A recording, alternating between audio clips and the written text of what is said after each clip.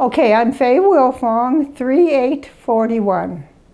So I'm going to be 83 in March. Oh man, you hide it well. Yeah, thank you. You hide it well. And tell me a little bit, Faye, about your mom and dad. My mom, it's a very sad story. My mom and dad were alcoholics, and we lived on the Indian reservation in a shack. But we never went hungry. Okay. My mother was a worker, even though What was her name?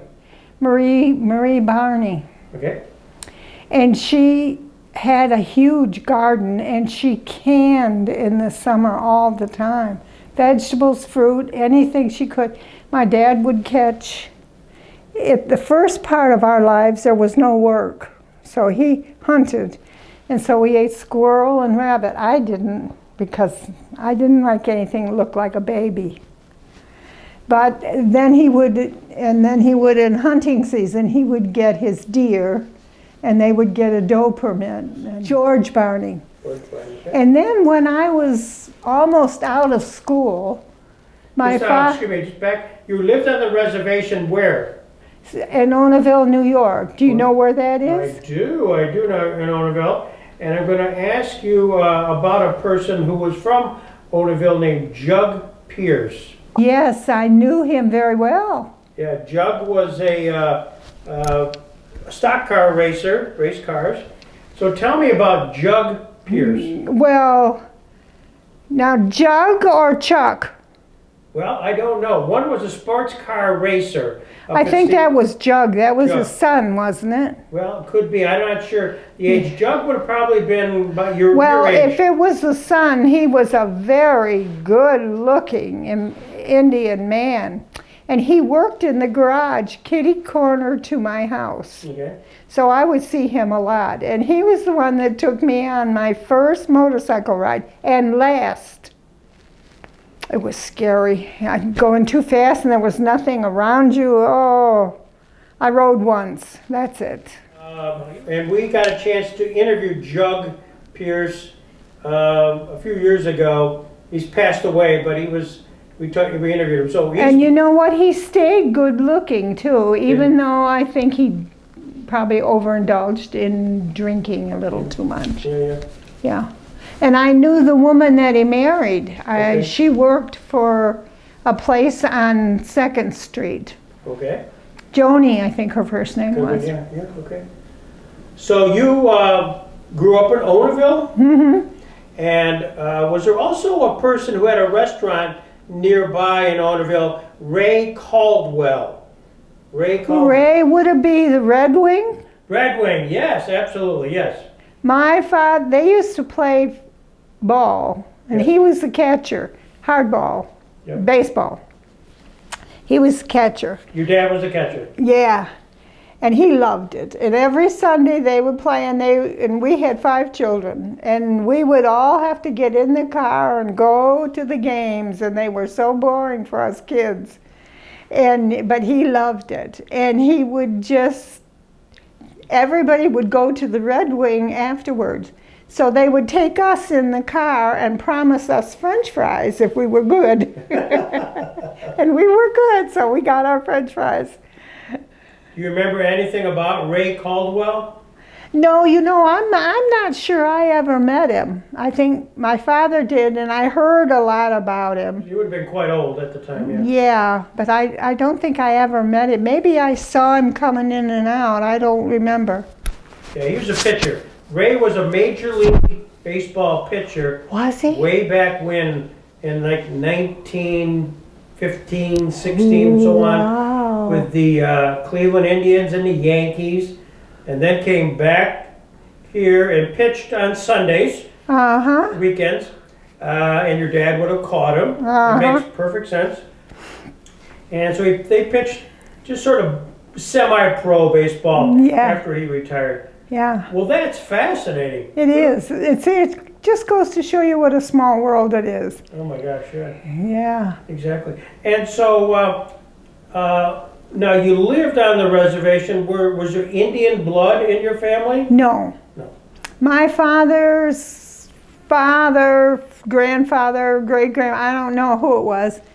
you signed a lease with the Indian that owned the land, and so that's how we had a house on there. But it wasn't, I mean, it had holes in it and everything, but you know something, I was talking to the kids and my sister, we all feel, even though it was poor, we all feel we had a really good childhood. And our parents, of course, we knew they drank a lot, but it wasn't, I don't know, it didn't soak in, I guess, that information, but. Well, there was a lot of that on the nation. Oh, yeah. You know, just from the natives on the nation. It's a part of their culture, unfortunately. But, yeah. So you grew up in Elderville. Where did you go to school? Randolph. Randolph School. Mm-hmm. And you went to Randolph.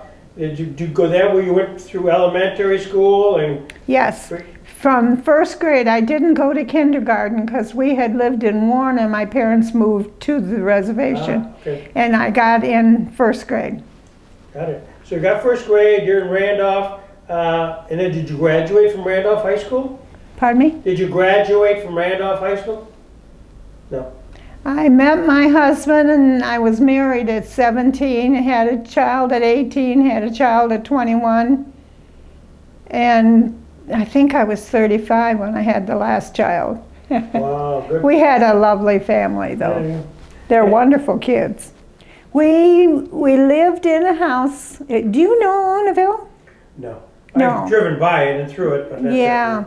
We lived in a house that this man and his wife moved to Jamestown because the dam was coming through. But they didn't want to leave the house empty, so they rented the house to us, my husband and I, and we had David by that time. And you know how much our rent was? $20 a month. Wow. I can't believe it, but that's what that was. And it was a nice house and everything.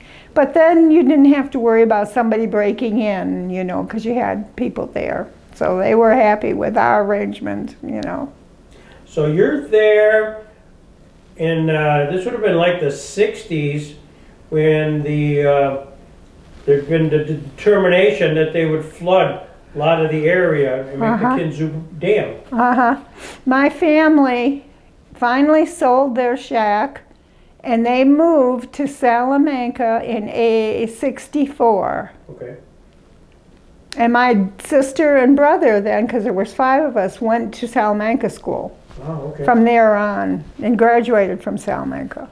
Was there a lot of discussion regarding the dam and the determination? Oh, there was a lot. Not only that, people were so unhappy with what they were offered.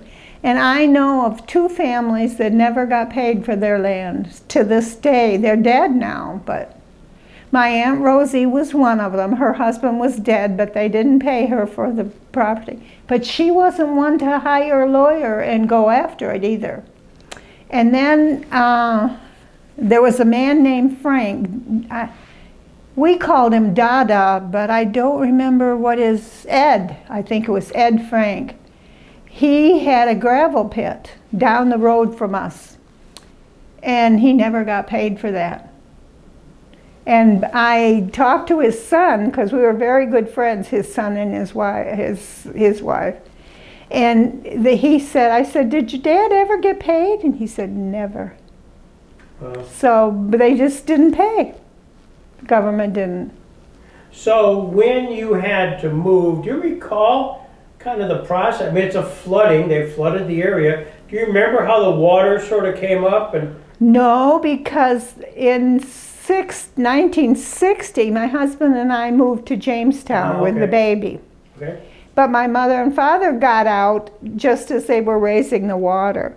And when I left, the big bridge was still there that was made out of iron. Yeah. And I heard from other people that they dynamited it and it just tipped over. So I imagine the iron is still there, or unless it's deteriorated. Now the bridge would have been where? Well, the bridge was kitty corner to our house. Our house was here. the garage was here, and then this bridge went like that. Okay. And my brothers were mischievous. They used to collect garter snakes, climb up on top of the bridge, and when a person would come by in a convertible, drop the snakes down. Oh, I said, if it had been me, I would have wrecked, because I hate snakes. But, you know, that was one of their little things. Well, just to complete the early biography here, your mom and dad, you're living in Ownerville with you and your siblings. Who are your siblings? Who are? My brother Jim, who now lives in Colorado. Okay. My brother George is deceased, but he lived and worked in Alabama. Okay. Then Brian, he and his wife bought a place in Walt Disney World, but they have sold it and moved back to Cleveland, so I don't know exactly where in Cleveland they are. And then my sister Brenda lives just north of Pittsburgh. Okay, there you go. Yeah. And then you got married, and you have, I know you mentioned David. And 3 children, yeah. Who were the other 2? Well, I had 4. Okay. One died at 14 months old. Okay. And yeah, the girl, Donna, David is 63 now, and my daughter is 60, and then the youngest one is like 47, 48, something like that. And David's our legislator, isn't he? Mm-hmm. Yeah, my gosh. Yes, and he's very responsible. When you started having children, then did you just stay at home, or did you have a profession or something? No, I didn't at that point. I stayed home with the children, and I was very grateful to do it because I could be with them. But in 1967, 68, my husband changed professions. He was a farrier. Oh. And there wasn't enough business in the winter to keep us going because people didn't shoe their horses during the winter. So just for the camera, a farrier, that's a term I'm aware of, but what did they farrier is, he did horseshoing. He could work with iron, but he wasn't known as an iron worker. Okay. So if all those people had horses, I know because we did, and you would call a farrier. And they'd come out with their truck and and then their coal to make the shoes. Yeah. Well, it's an art form. It was an yeah. art form. And then after when he couldn't do the farrier work, then I'm sorry, what did he do?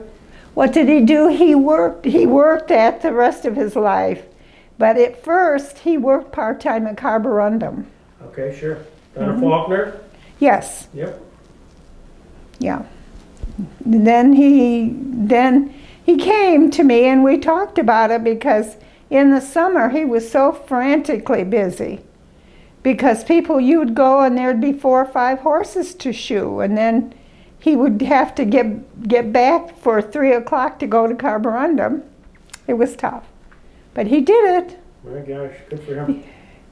How was his back? That's such a back-breaking thing. His poor back. I don't know if he could have reached his 80s without problems, to be honest.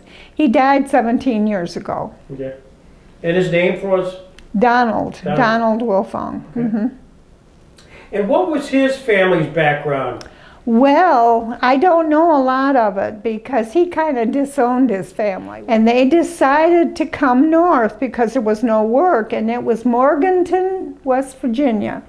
Back in the woods, in the mountains. And when we went there, you'd go on these roads and I'd look out the window and there would be a valley down there. The road was narrow.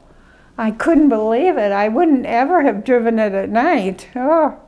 Anyway, so I met the family, and but Don told me that when he was going to school, he had to go early because he had to build a fire. They had a 1-room schoolhouse. Very rustic, very rustic. Well, the father decided to come to Scandia, and you know how they made their money? I'm ashamed to tell you. Moonshine. Moonshine. Now, I never tasted moonshine until I was an adult about 10 years ago. And somebody brought a quart and they called it apple spice. Well, it was too strong for me, so I put some Mountain Dew in it.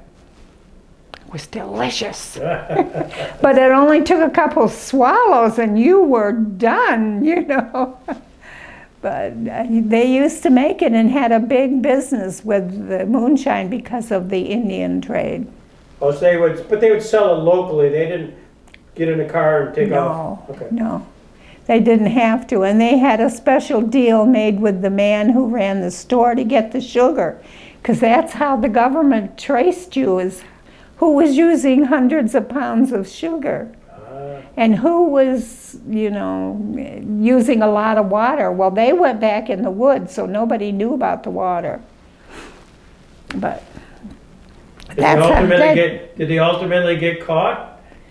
No, they never got caught. They never got caught. But eventually, my husband got out of it and got a job at Carborundum.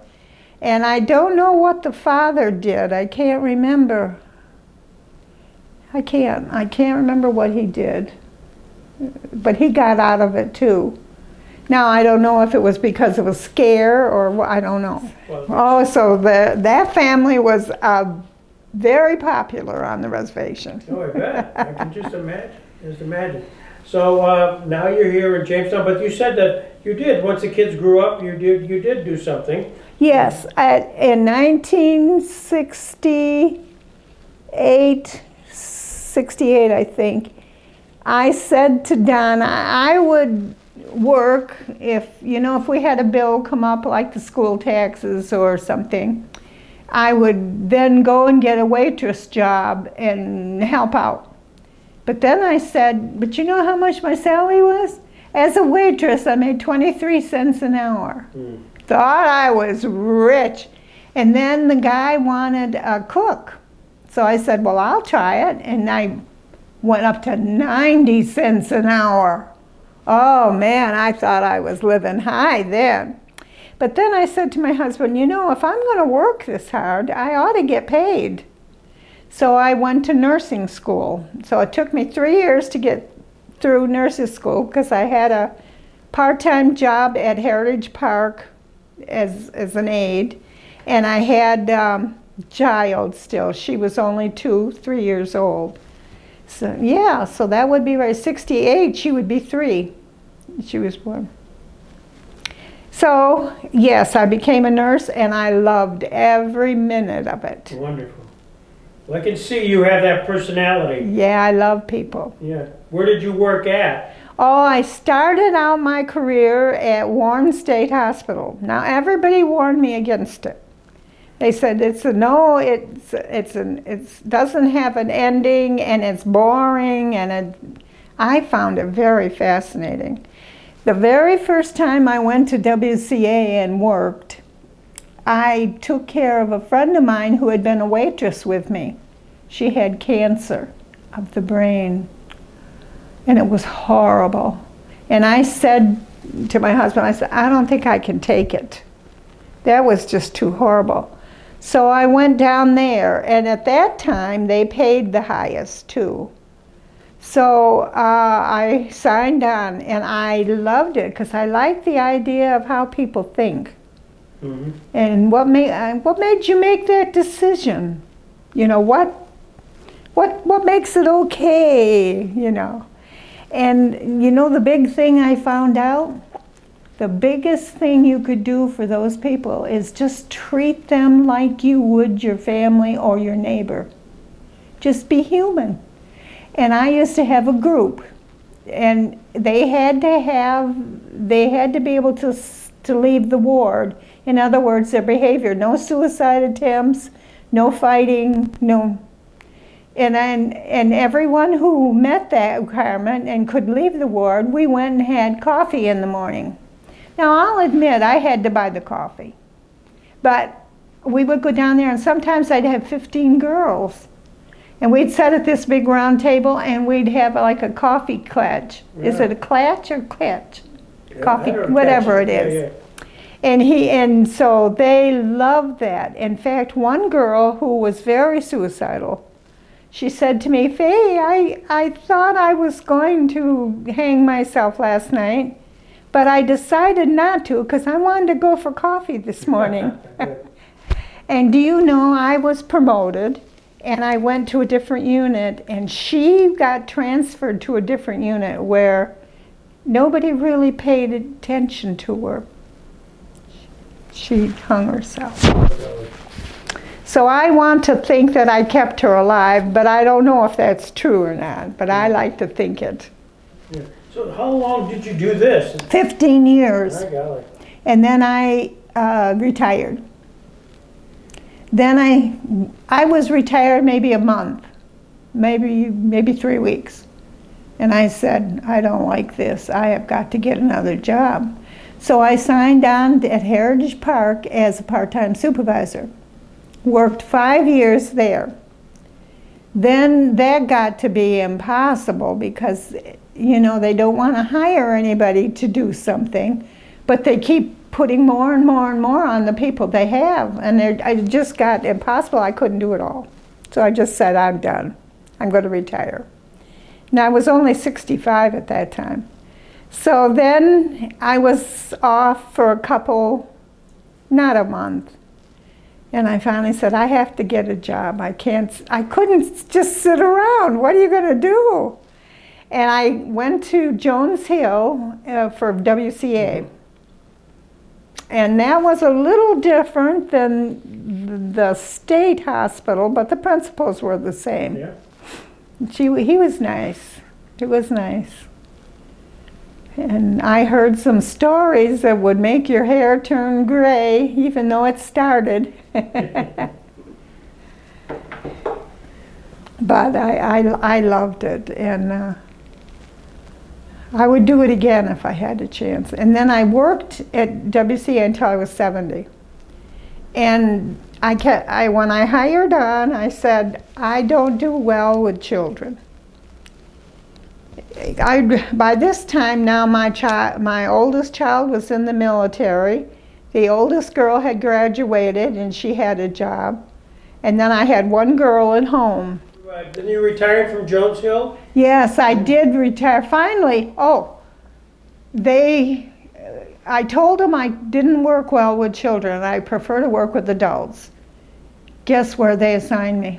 The children's ward. Oh, golly. It's almost as if I had said, I can't work with adults, but I will work with children. I don't know what happened. And so this boy came, and I felt so sorry for his mother because he was a big boy. He stood well over 6 foot, and I think he weighed at least 250 pounds. Big boy. And he wanted to leave the unit, but he had been naughty and they wouldn't let him off the unit. He lost his privileges. So he got mad because I told him that, and I said, no, I can't take you off the unit. I said, you want to play a game? You want to play cards? Something to get his mind off it. He hauled off and kicked me in the knee. Oh, golly. And then I looked at him and I said, do you realize you just kicked an old lady? Because about this time I was 70 years old. And he says it was like a new idea to him. He goes, what? Did I? You know, just amazing. And so I said to myself, I better get out of this business before I break a hip. Yeah. And then I'll be really in trouble. So I did. I retired. And I have been retired since I was 70, and I'm now 83. Wow. But you've taken up a lot of time, and you're talking about a book you're currently reading called The Elephant Company. Oh, I love that book. I love elephants anyway. So what's your fascination with elephants? I don't know. You know how when you're younger, you always pick an animal that's kind of your favorite. And I picked elephant. I know. I always wanted one, and I said, can you see me shoveling piles? But then when my husband was a farrier, I kept saying, I want to have a horse. But we lived in the city. Couldn't do it. Couldn't do it. My uncle had miniature horses. And And I would go up there, and they were so small, and they were so gentle.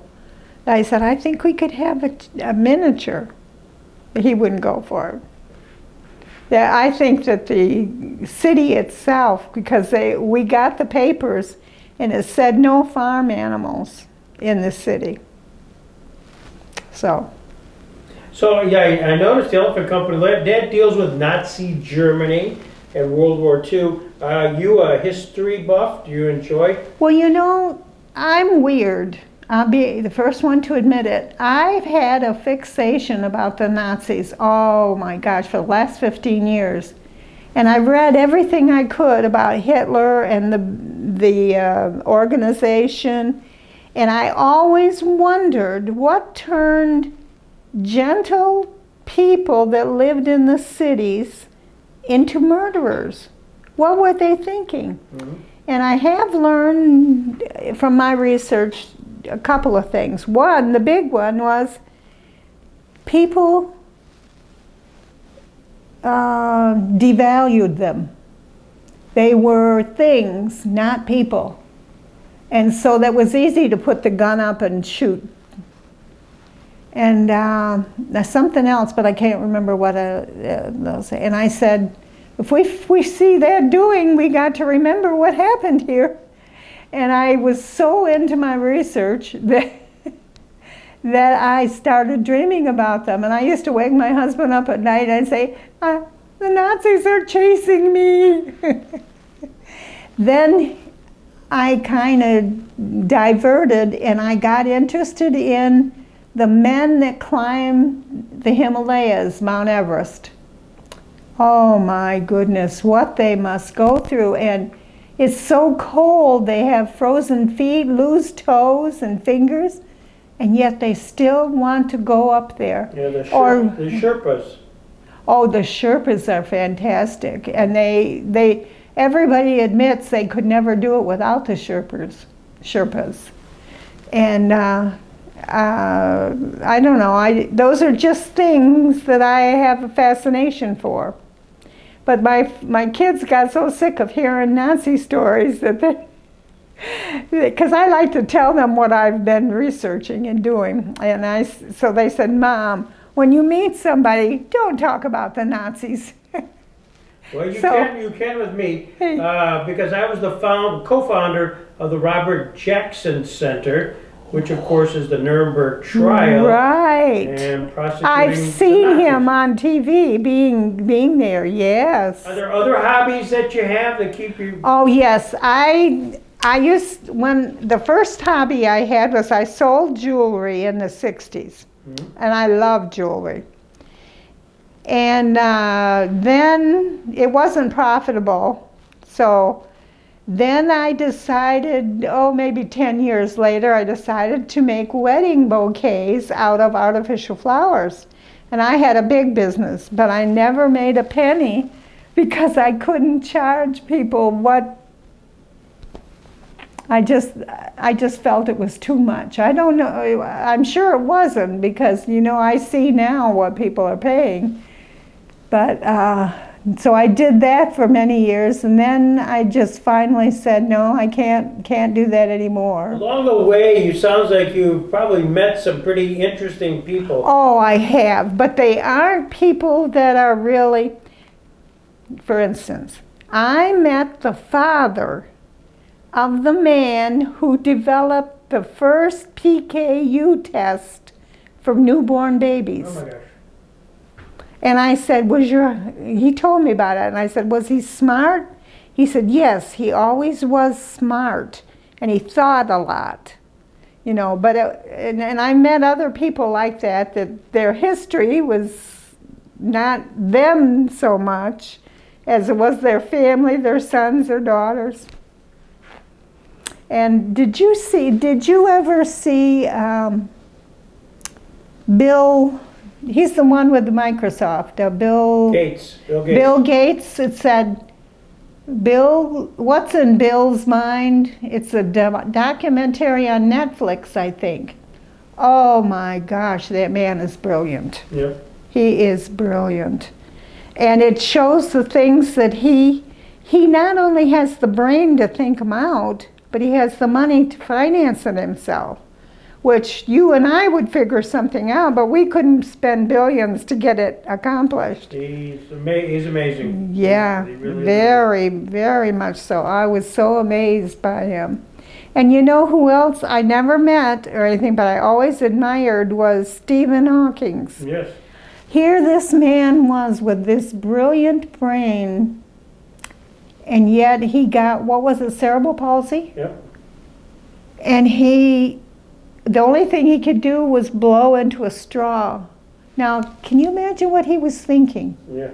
I mean, he must have been so frustrated, but he didn't show it.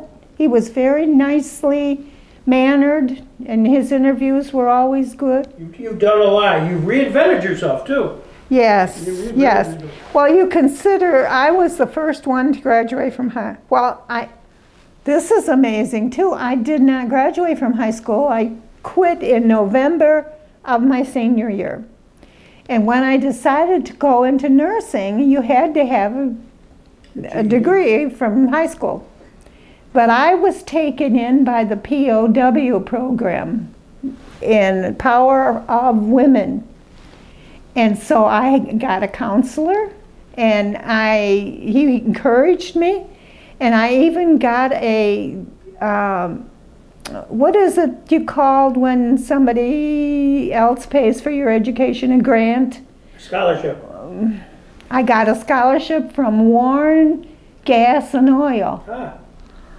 And I couldn't believe it, and so I worked really hard, and I made the dean's list, and I hadn't been in school for 20 years. And I asked the man, I said, "Do you think I can do it?" And he says, "What have you been doing?" And I read books. I like fiction because I like to be entertained, but but I read everything. I read autobiographies, I read everything, and some things stick, some don't. In fact, my teacher in anatomy class gave us a test. And one of the questions, and the answer to the question was what I marked. And he had said it was wrong. Well, I remember in my mind somehow, I don't know, I said, "That's not what the book said. Turn to page 98. He did, and there it said, but he didn't give me credit for it.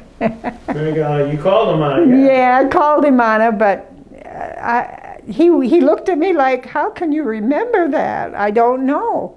It didn't happen all the time, but just once in a while something would stick, you know. But I love education. I love to learn things, and I love new experiences.